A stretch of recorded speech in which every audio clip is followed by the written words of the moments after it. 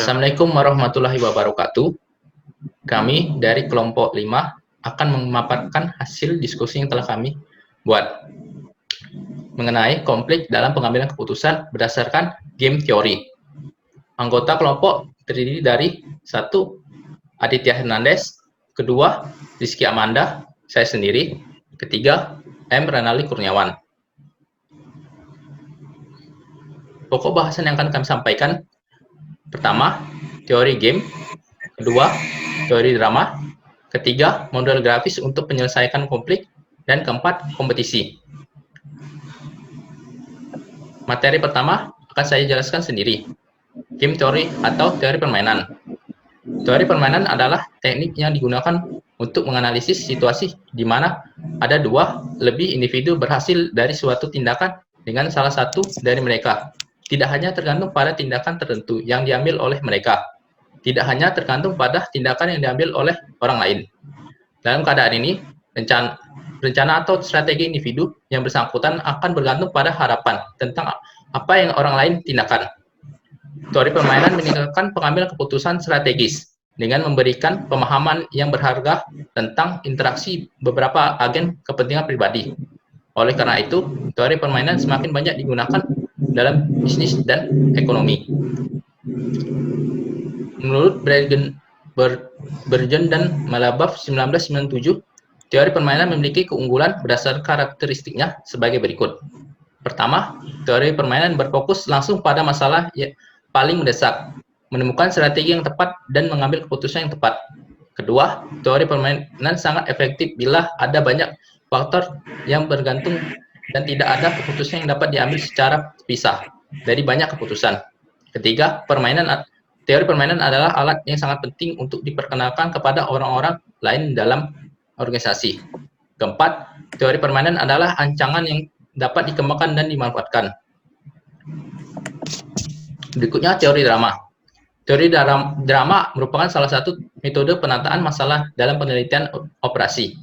Ini didasarkan pada teori permainan dan mengadaptasi penggunaan permainan untuk situasi organisasi yang kompleks, memperhitungkan tanggapan emosional yang dapat memicu reaksi irasional dan mengarahkan permainan untuk mendefinisikan ulang permainan. Dalam sebuah drama, emosi memicu rasionalisasi yang menciptakan perubahan dalam permainan, dan dengan demikian perubahan mengikuti perubahan yang sampai semua konflik diselesaikan atau tindakan menjadi perlu. Permainan yang didefinisikan ulang kemudian dimainkan. Hubungan teori drama dengan game teori.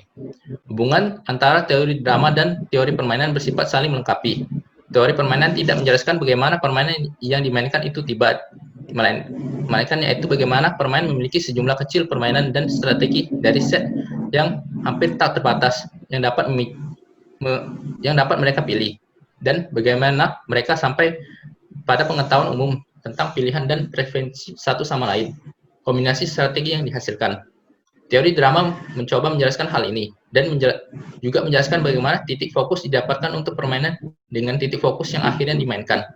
Namun, teori drama tidak menjelaskan bagaimana permainan akan bertindak ketika akhirnya harus memainkan game tertentu dengan titik fokus, meskipun harus membuat asumsi tentang hal tersebut. Inilah yang mencoba dijelaskan dan diprediksi oleh teori permainan. Tahapan dalam teori drama.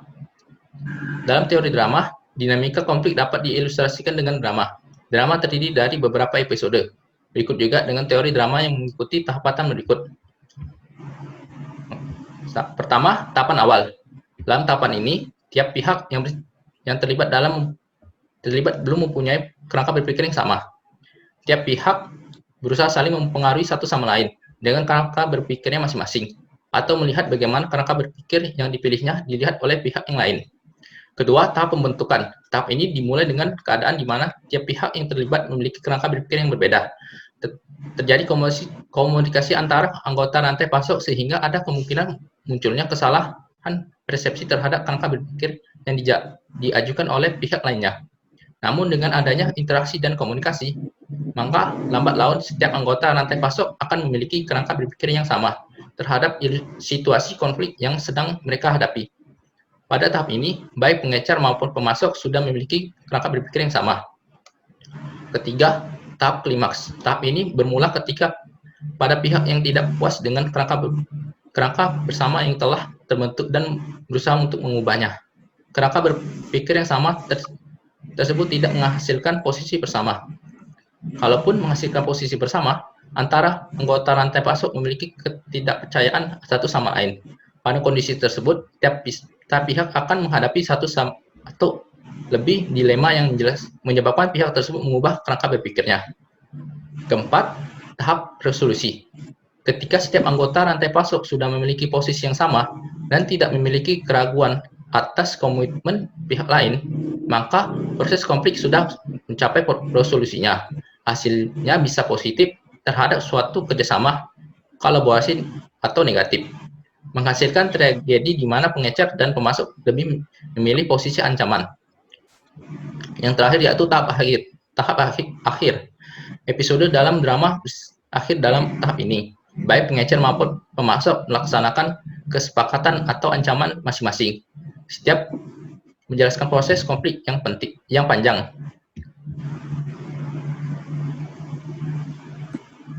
Baik, berikutnya akan dijelaskan oleh Saudara Adit. Baik, saya akan menjelaskan bagaimana graph model for conflict resolution atau model grafik untuk penyelesaian konflik.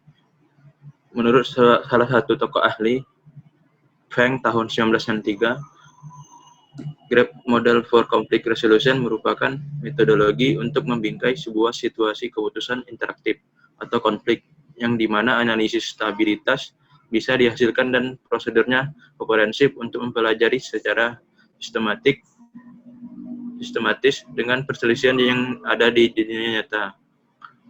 Tugasnya sebagai sebuah alat penilaian strategis yang baik dalam penyelesaian konflik, yang juga berfungsi sebagai alat simulasi untuk interaksi dan perilaku mengambil keputusan, dan dapat digunakan dalam persiapan mediasi dan negosiasi.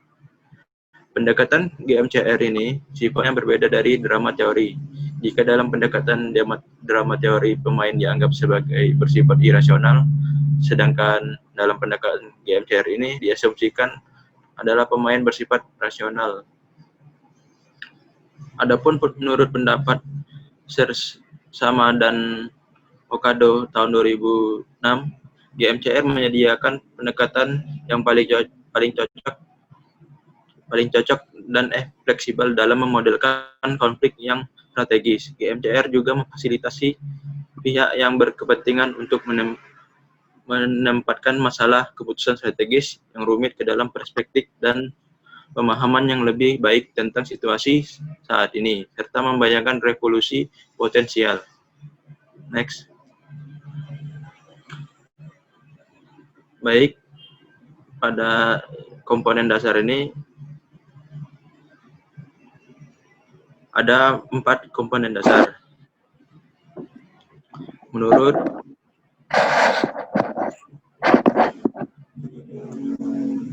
Ada 4 komponen dasar dari GMCR yang dikembangkan berdasarkan pada definisi dari graph from untuk suatu permainan. Yang dijelaskan oleh Feng bahwa GMCR memiliki 4 komponen dasar. Yang pertama ada stabilitas Nash.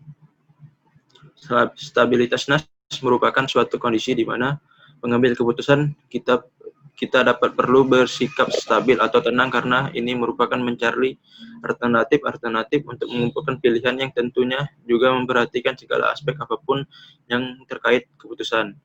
Yang kedua, general meta-rationality merupakan tahap di mana mengambil sebuah keputusan yang bisa berdampak baik atau buruk di suatu negara yang bersifat umum. Yang ketiga ada stabilitas sekuensial, merupakan suatu pengambilan keputusan yang mempengaruhi hukum dari negara itu sendiri dan juga mempengaruhi untuk hukum negara lainnya. Yang keempat ada sistem merationality, adalah pengambilan keputusan yang berlaku untuk semua negara karena bersifat internasional dan mempengaruhi hukum di dalam negara itu sendiri. Sekian, saya kembalikan ke moderator.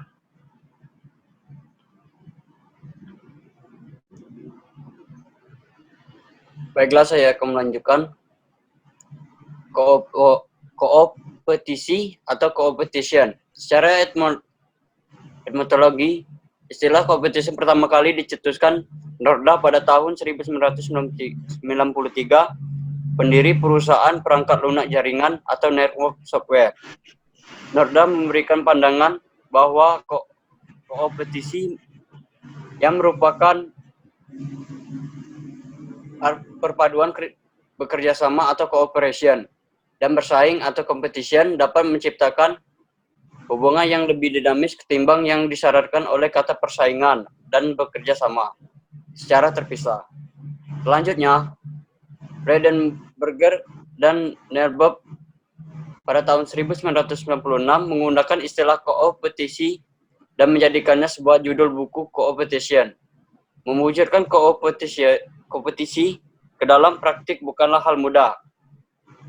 Bukan hanya menyadarkan diri sendiri untuk berpikir kerja sama dan menang-menang, tetapi juga butuh kerangka untuk memikirkan konsekuensi yang akan didapat dari kerjasama dan persaingan tersebut. Bradenberg dan Nerbob 1996. Next. Begitu pula dengan Dagnino dan Padulat 2002 yang menjelaskan situasi aktivitas kerjasama persaingan secara simultan. Kompetisi juga merupakan dampak dari berbagi pengetahuan yang bisa menjadi keunggulan kompetitif. Pengetahuan didapat atau terjadi dalam kerjasama yang dapat juga digunakan untuk bersaing. Osorio, DKK 2000, Lepi, DKK 2003. Perkembangan konsep kompetisi berkembang sangat cepat.